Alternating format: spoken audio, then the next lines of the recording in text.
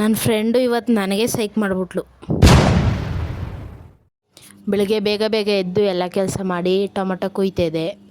ಅಷ್ಟರಲ್ಲಿ ಈರುಳ್ಳಿ ಎಲ್ಲ ಸಿಪ್ಪೆ ಬುಡ್ಸ್ ಮಡಗಿದೆ. ನನ್ನ ಫ್ರೆಂಡು ಬಂದು ಈರುಳ್ಳಿ ಕುಯ್ಯಿಗೆ ಸ್ಟಾರ್ಟ್ ಮಾಡಿದ್ಲು.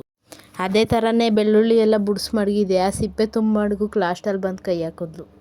ಮನೇಲಿ ಬೇರೆ ಕಾಯಿ ಸುಲಿದಿರೋದಿರಲಿಲ್ಲ. ಆಮೇಲೆ ಮಚ್ಚು ತಗೊಂಡು ಹಂಗೋ ಹಿಂಗೋ ಮಾಡಿ ಅಷ್ಟೊತ್ತೆಲ್ಲ ಕಾಯಿ ಸುಲಿದೆ.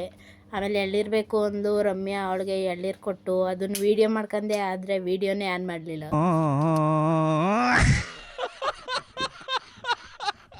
ನೆಕ್ಸ್ಟು ಅವರೆಲ್ಲ ಮುಖ ತೊಳೆದಾಯ್ತು. ನಾನು ಮುಖ ತೊಳ್ಕೊಳ್ಳೋಣ ಅಂತ ಬಂದೆ. ಅದಕ್ಕೂ ನೆಮ್ಮದಿ ಬಿಡ್ತಾಯಿಲ್ಲ. ಅವಳು ತಲೆ ಎತ್ತು ಕಟ್ಕೊತಾ ಇದ್ಲು. ನಾನು ಫೇಸ್ ವಾಶ್ ಮಾಡ್ಕೊತಾ ಇದ್ದೆ.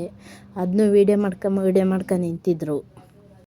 ಕಾಯೆಲ್ಲ ಸರ್ಕೊಂಡು ಎಲ್ಲ ಕೂದು ಮಡಗಿರೋದನ್ನ ರಮ್ಯಾ ಒಗ್ಗರಣೆ ಹಾಕ್ತಾಯಿದ್ಲು. ನನ್ನ ತಮ್ಮ ಬೇರೆ ಆಗಲೇ ಎಂಟ್ರಿ ಕೊಟ್ಟು ಏನೇನೋ ಜೋಕ್ಸ್ ಮಾಡ್ಕೊ ಕೂತಿದ್ದ. ಅದೇ ಟೈಮಲ್ಲಿ ನನ್ನ ಫ್ರೆಂಡ್ ಒಂದು ಡೈಲಾಗ್ ಕೊಡಿದ್ಲು. ನಾವೇ ನೋಡಿ ಎಲ್ಲ ನಾವು ಅಡುಗೆ ಮಾಡೋಕೆ ರೆಡಿ ಮಾಡ್ತಾರೆ. ಅವಳು ತಿನ್ನೋಕೆ ಮಾತ್ರ ಕೂತವಳೆ.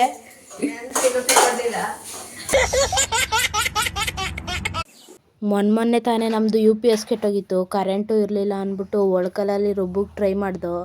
ರುಬ್ಬಕ್ಕಂತೂ ಆಗಲಿಲ್ಲ. ಆಮೇಲೆ ತಿರ್ಗಾ ಅದು ವಾಪಸ್ ಎತ್ಕೊಂಡು ಪಕ್ಕದ ಮನೆಯವ್ರದ್ದು UPS ಇತ್ತು ಅಂದ್ಬಿಟ್ಟು ಅದು ತಗೋಗಿ ಆಡ್ಸ್ಕೊಂಡು ಬಂದೆ.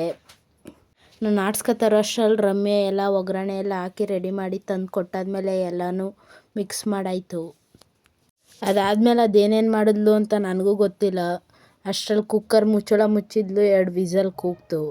ವಿಸಲೆಲ್ಲ 6 ಗಂಟೆ ಕಾದು ಸುಸ್ತಾಗಿ ಆಮೇಲೆ ನೆಕ್ಸ್ಟ್ ಆರೈತ್ಲೆ ಎಲ್ಲ ತಟ್ಟೆಗೆಲ್ಲ ಹಾಕ್ಕೊಂಡು ಗಮ್ಮಂತಾಯಿತು. ಆಮೇಲೆ ತಿಂದು ನೋಡ್ತಲೇ ಗೊತ್ತಾಯಿತು. ಟೇಸ್ಟ್ ಮಾತ್ರ ಸಖತ್ತಾಗೈತೆ. ಆದರೆ ಸ್ವಲ್ಪ ಮಸಾಲೆ ಜಾಸ್ತಿ ಆಯಿತು. ಅದ್ರ ಜೊತೆ ಮೊಸರು ಬಜ್ಜಿ ಹಾಕಿ ತಿಂತಿದ್ರಂತೂ ಇನ್ನೂ ಮಸ್ತಾಗಿತ್ತು.